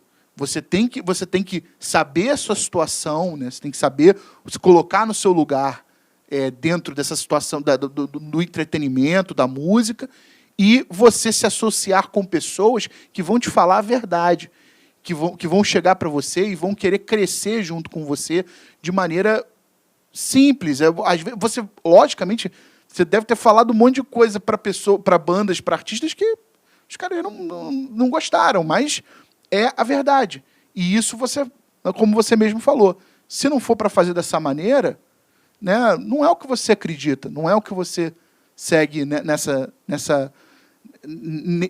vertente aí da música e tal. É difícil. E assim, até o que você falou olhando para lá, eu acho também que é uma dicasinha, assim, se é que, né, mas estamos todos juntos no barco, sabe, assim, estamos todos juntos, ok, né, você, o artista, o microfone é seu, né, a voz é sua, a primeira resposta é sua, né, porque quando você entra num show e o PA está desligado, a plateia não vai olhar para minha cara, ela vai olhar para a tua cara, né? Então assim, primeiro, mas estamos juntos no barco, e vamos remar juntos, vamos fazer juntos, né? É um relacionamento em que não pode ser só um relacionamento em que eu faço e você não. A gente vai andando junto e você vai entendendo do relacionamento com o artista até onde você pode ir, como vocês vão juntos, né? O que você vai fazer, qual a sua parte, qual a minha. Mas o mais importante de tudo é levantar da cadeira e fazer junto. Isso é o mais importante. E isso eu vejo, já vi, né? Não vou dizer hoje, mas já vi muitos artistas iniciantes me procurarem e achando que eu vou fazer um milagre. Nada, assim, não é porque eu conheço todos os players do mercado que eu vou botar a tua música para tocar em todos os lugares. Não é porque não é assim que funciona, né? Se a tua música não for verdadeira, se o que você faz, você fez aquilo pensando que aquela obra que você está fazendo, você fez por uma comodidade, por uma facilidade, sem esforço, sem nada. Eu não vou dizer que aquilo não vai dar certo, mas para pensar. O que você fez com um esforço, com uma verdade, com uma dedicação, qual você acha que tem mais chance de tocar uma pessoa do outro lado do outro lado da linha? Então, assim, se não sair de você uma verdade absoluta, o caminho é mais difícil. Eu não vou dizer que o caminho que não tem caminho ou que vai dar errado. Não vou dizer isso, mas é mais difícil. Então, vai sair da tua casa, do seu computador, do seu instrumento, uma verdade. Aquela verdade vai entrar na casa das outras pessoas, né, com o seu trabalho, com o trabalho de uma pessoa que você escolher para trabalhar com você, seja uma empresa, seja um amigo, né, porque muitos empresários também eram amigos das bandas, dos artistas, né, também, e ficaram juntos. Meu ídolo, mor, Zé Fortes, Paralamas de Sucesso. Zé Fortes é o único empresário do Paralamas de Sucesso, desde que o Paralamas de Sucesso começou. É uma história incrível de cumplicidade. Devem ter tido momentos horrorosos, colheram momentos maravilhosos, mas é um clássico exemplo de um relacionamento incrível em que os quatro, a empresa deles chama Os Quatro, né? Os três do Paralamas mais ele, e que eles andam juntos, eles remam a mesma maré. Não é a culpa é sua, a culpa é minha, a culpa é nossa, a decisão foi nossa, a gente decidiu errado. Então eu acho muito isso assim. Vai sair da sua casa, você vai procurar alguém para andar esse projeto com você. Esse projeto é a sua vida, não é simplesmente um trabalho qualquer, é a sua vida, porque ele tem verdade. E se você tiver uma decepção, ela vai doer pra caramba, essa decepção. Dói muito, né? Dói muito, dói muito. Talvez eu não tenha tido tanto essa decepção porque eu não era um compositor, eu não era um artista. Eu tive 2 bandas, foi só isso que eu tive. E foi mais, ter as 2 bandas foi mais um estágio que eu passei dentro da gig, dentro do organograma, para poder entender como é que as coisas funcionam. Mas se a tua verdade, em algum momento, ela acontecer, a sensação é inenarrável. Eu já presenciei com diversos artistas sucessos e emoções indescritíveis, porque tinha verdade naquilo, né? Renato, cara, obrigado. Pô, foi sensacional, né? Uma lição aí pra gente aí, uma aula pra gente. Antes de terminar, pandemia, 2020 foi aquela coisa fantástica, né? Para não dizer o contrário. 2021 está aí, mas ainda nebuloso, né? A gente não sabe como a gente vai seguir aí pelos próximos meses e até pelo segundo semestre. Apesar, né, desse discurso ser um discurso chato e triste, de você ficar ouvindo, foi muito decepcionante para a gente do entretenimento ver como está como ficou isso tudo, né, e ver as pessoas se virando da maneira que pode. O que você acha como vai agir o entretenimento daqui para frente? Depois que as coisas começarem a voltar, né, voltando aos poucos, as pessoas se sentirem seguras aí a eventos, principalmente a eventos de grande porte, festivais. Como você vê esse futuro para o entretenimento nesse ano de 2021 para frente? Ninguém sabe a resposta, né? Mas eu acho, temos já eventos grandes confirmados para setembro, né? Aqui temos as confirmações de alguns festivais europeus, né? Mas não temos certeza se esses festivais vão acontecer ou não. O que eu acho que vai acontecer é o retorno dos shows esporádicos, dos shows solos, dos shows de um artista só, com capacidade reduzida, mas uma sobrecarga e uma avalanche de shows para o segundo semestre. Falando de Brasil,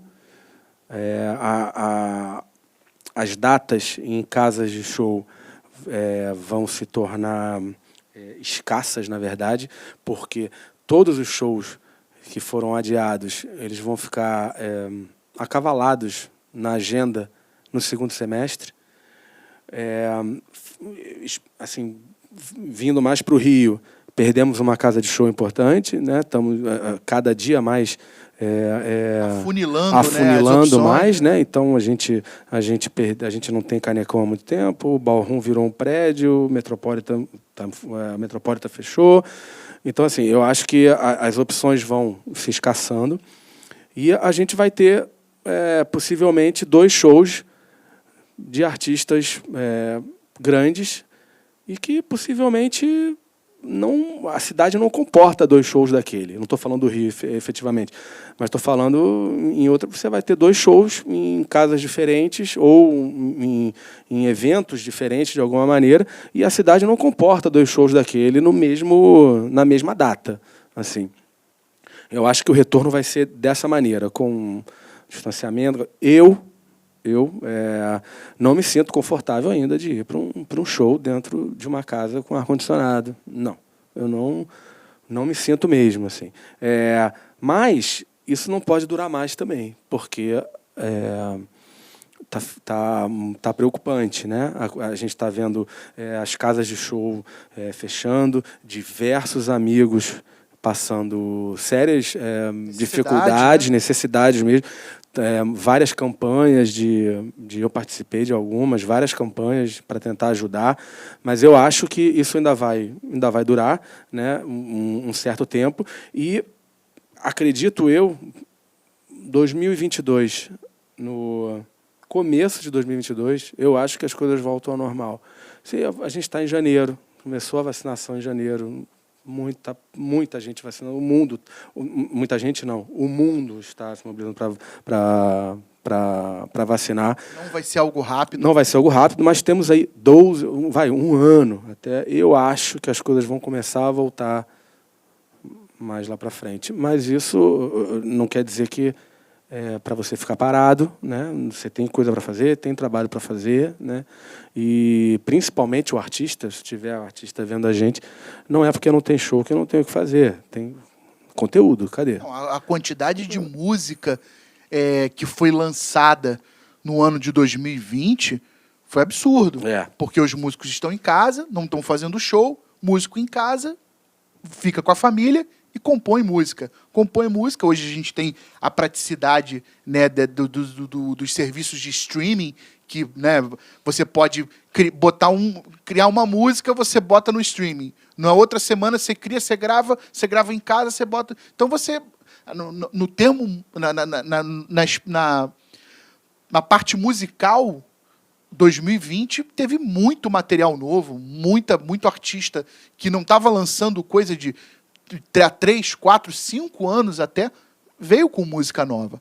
Então, nesse lado, lógico, sempre a gente tem que puxar alguma coisa positiva disso, né?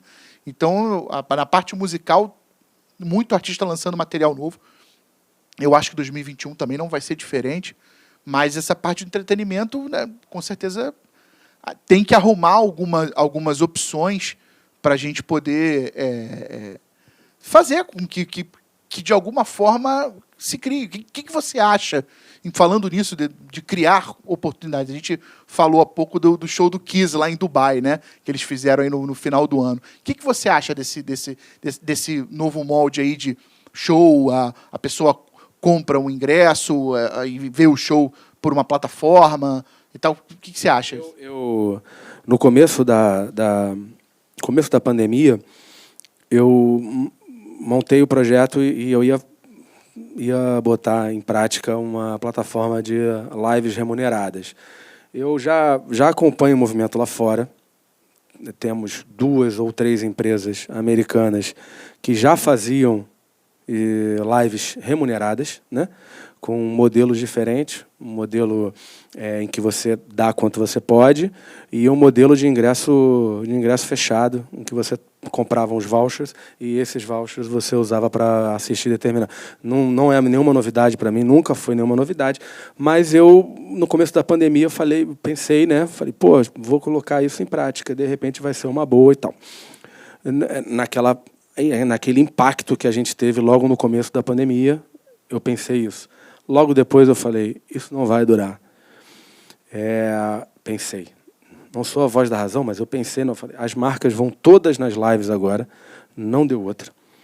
Tivemos recordes e recordes de lives de outro, né, de nichos populares. As marcas investiram fortunas, gastaram fortunas em diversas lives, e os artistas pequenos, os artistas médios, ficaram a ver navios. Exatamente. Né? Não preciso dar nome, mas a gente fez algumas lives remuneradas, a gente fez live beneficente, inclusive, mas fizemos algumas lives remuneradas, e essas lives eram remuneradas não com venda de ingresso. Venda de ingresso eu não acabei não fazendo nenhuma. Contribuição voluntária, e a quantidade de patrocínio que você tinha era assim assustadora, porque você tinha o rosto do artista e você tinha 12 patrocínios na tela, assim, ok, né, tá movimentando, mas aquilo estava evidente que não era na minha opinião, estava evidente que não era uma solução. Aquilo era paliativo, e realmente foi paliativo durante um tempo, movimentou, ajudou alguns artistas, pessoal de equipe técnica, ajudou, Mas agora parou. Ninguém que realmente gosta e ama música vai ficar satisfeito em ficar vendo 2, 3 lives do seu artista.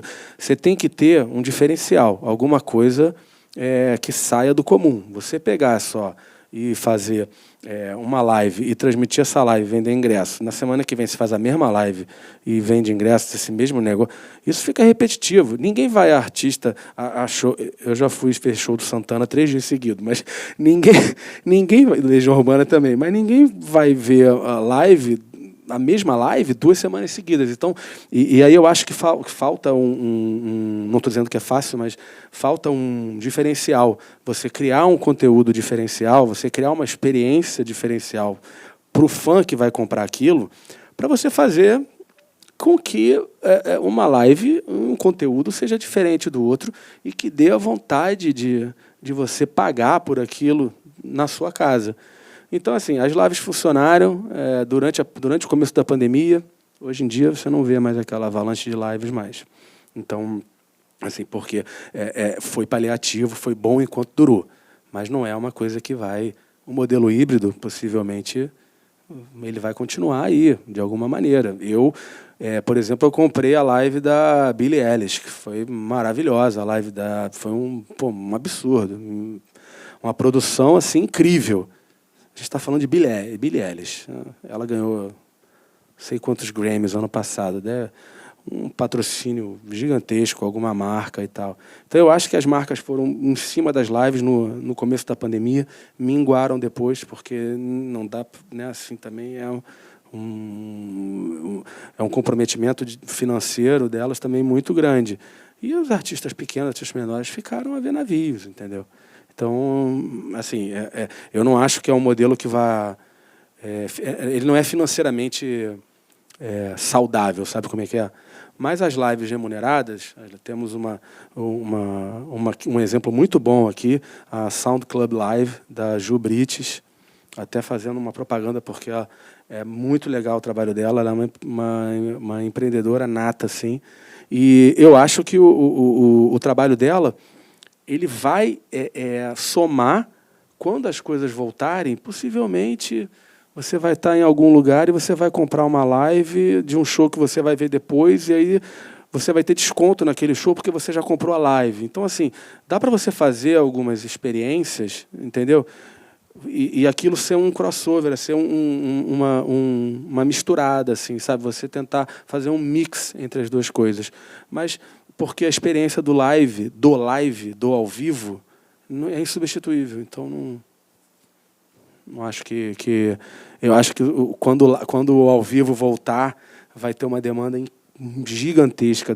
Quando o ao vivo voltar, até parece que não está rolando show, né, gente? É só procurar, né? Você vê muitos artistas fazendo show também, né? Então, está rolando. Mas quando voltar com segurança, vai ter uma demanda muito grande nisso, sabe? E depois vai estabilizar de novo. É um pico e depois ele estabiliza e segue. Isso aí, Renato. Agora realmente vou acabar. Muito obrigado, brother. Obrigado às nossas queridas, maravilhosas de Libras. Valeu, galera, que chegou até aqui, que ficou até o final. Nós seguimos aí com ciclo de debate. Valeu.